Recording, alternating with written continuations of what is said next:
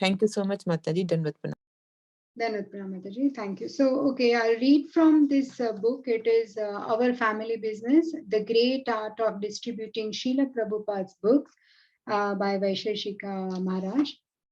So, chapter 1, we'll read, and we'll read till, say, 841, 842.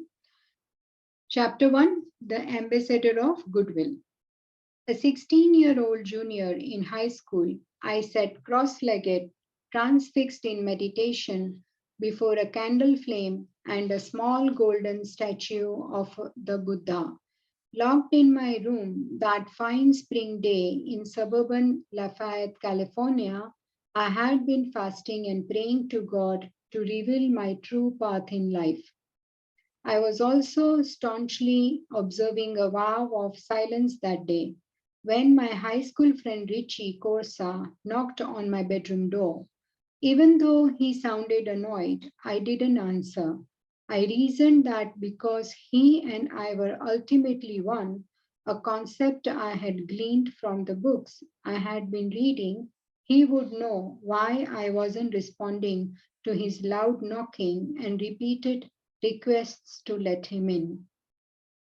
Finally, he gave up and through the keyhole yelled, Billy, I know you are in there. I'm leaving you a magazine I bought from a Hare Krishna on Telegraph Avenue. He took my last 50 cents. I have no interest in this stuff, but I know you are into it, so here it is. I waited until he had gone before coming out of my room to see what kind of magazine he had left me. It was propped against the wall next to my door. The shiny cover illustration of Lord Chaitanya immediately caught my eye. Arms raised in the air, he danced through a tropical landscape, followed by a group of other dancers. The mast the masthead read, Back to Godhead. Godhead is light. Nescience is darkness. Where there is Godhead, there is no nescience. Richie was spot on. I was interested in this stuff. I carried it into my room to have a closer look. As soon as I turned to the inside front cover, my eyes locked onto a painting of a golden brown complexioned guru. His head was cleanly shaven and he sat cross legged on an ornate seat. He wore flowing saffron robes, and piles of lush flower garlands encircled his neck, cascading in layers down to his knees. Below the painting, the caption read, His Divine Grace A.C. Bhaktivedanta Swami Prabhupada. I had been searching for a guide and had studied the countenance of many a spiritual teacher, sometimes putting their pictures in front of me when I meditated in the hope that I might commune with them. Until that moment, however, I had never felt a strong connection to any of them. Now suddenly I felt exhilarated. A singular thought entered my mind. This is my teacher. How and why I felt this so completely was not clear to me. Never before had I been gripped with such absolute conviction. I stared at the portrait for several minutes, and it occurred to me that it was utterly mystical for this magazine to have appeared at my door. Entranced, I turned the pages. My prayers are answered. It was obvious that someone had heard my prayers, for on each page of the magazine were answers to my deepest inquiries. Why do I have to die? Is God a person? What is the best way to know God? One article, Liberation of the Cave Dwellers by Hayagriva Das, was based on a famous analogy in Plato's Republic. The article pointed out that people living in material consciousness are ignorant of the spiritual world. The author compared them to cave dwellers who have never stepped out of their cave and seen the sun. How could they understand the world of light? He asked. Someone would have to come from outside the cave, explain the power and magnificence of the sun, and somehow demonstrate what it was like.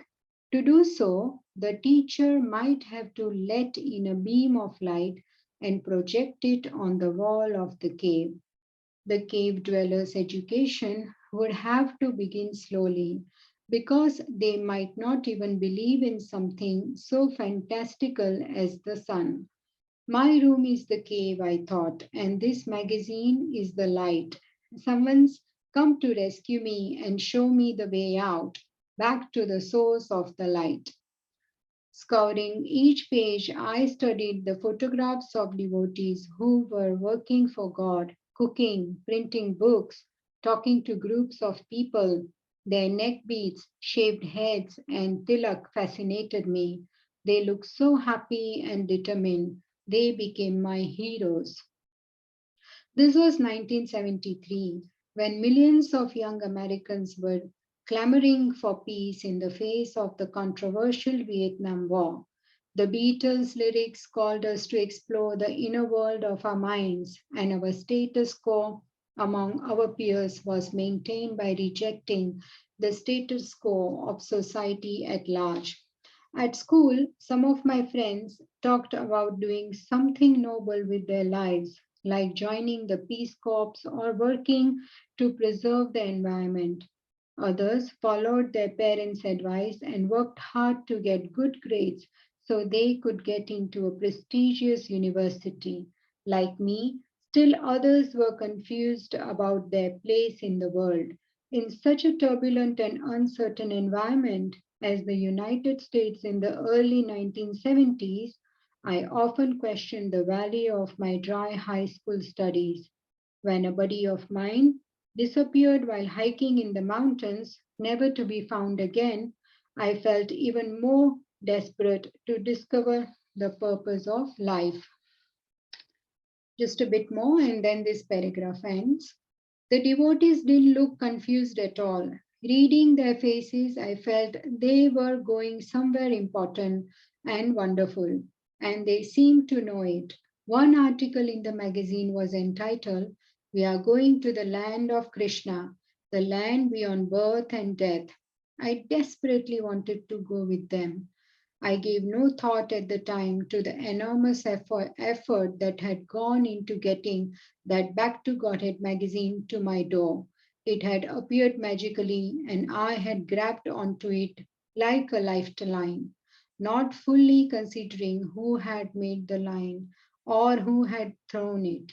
It wouldn't take long, however, for me to meet the devotees and find out who was behind it all. So beautiful, this journey of Prabhuji, and to read this, that how he finds this so valuable to have found this magazine, and to hear about Krishna and devotees and the various services. So we should also not take it lightly, and we should really appreciate that how fortunate we are to be in this movement. So tomorrow, the new paragraph, "My New Home," will be read from page 12 by the speaker for 10 minutes. And we will conclude the class daily with some announcements. So Divinam Prabhuji has asked me to yeah, so he said that we request all the devotees. I think most of you are in that group of 300 devotees who are trying to give 16 hours over 24 days in this Srila Prabhupada's Winter Book Distribution Marathon 2022, and it is door-to-door distribution of books, and the information for that has already started coming. Those of you who are on that group know that it gives the information where to meet, what is the location, at what time. So it will be very useful. If you are interested, please join that group. And also, one more thing is that when you join that group, there is a link on it, a form to fill up. Now, the good part is if you fill up this form, it helps you to connect with other devotees who are, say, near you. or you can go on a book distribution with them. So obviously it is very cold outside and it is not very inviting. If you are on your own, you may not be so encouraged, but if you sign up the form, you will be connected to other devotees.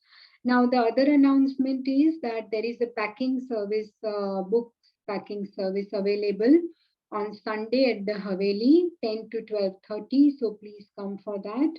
And also please join the chat chapter a day daily, because Sangha, sadhana and seva, this is the theme of our book distribution. And so our sadhana is also reciting chapter 12 and hearing about the verse and discussing.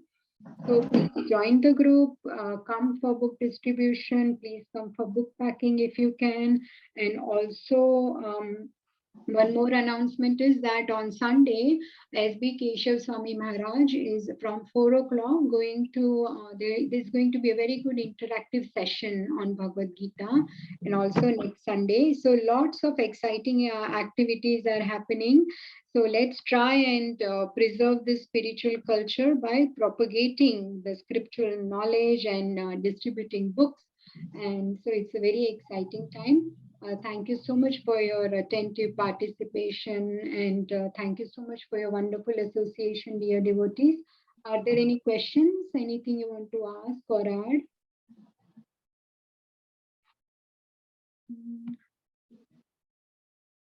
Okay. Right. Okay. So everything is good, right? So tomorrow we will be discussing the second verse of chapter 12, and the format will be same. We will read the book and then some information about next day, and we will also post the 300 devotees group link, WhatsApp link, if you wish to join the group. So thank you so much. Srimad Bhagavad Gita ki jai. Srila Prabhupada ki jai. Hare Krishna. Hare Krishna. Book distribution की जय Hare Krishna, Hare Bo, Hare Krishna, Bol. Hare Krishna, Ramadevyo, Namaste, Namaste. Hare Krishna, Mataji, thank you so much. Hare Krishna. Hare Hare Krishna. Krishna. Hare Krishna. Thank you, Hare Krishna. Humble obeisances. Hare Krishna. Thank Hare you. Krishna.